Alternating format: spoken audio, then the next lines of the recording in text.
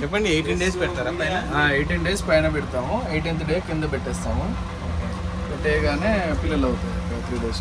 21 days రోజు పిల్లలు తీసేస్తాం. కింద పెట్టిన రెడీ ఉన్నట్ట అవి ఎగ్స్ రెడీ అయినట్టు. పిల్లలు వచ్చినాయి రీసెంట్గా. అవి పగలాలి. అది 1 day ఇంకా ఒకసారి లేట్ అయితే ఇప్పుడు కాలేదు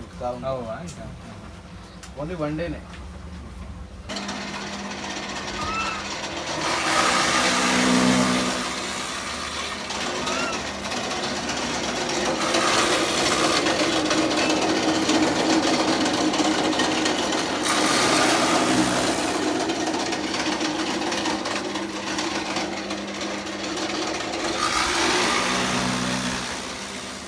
ఇది మనం తయారు చేస్తాం.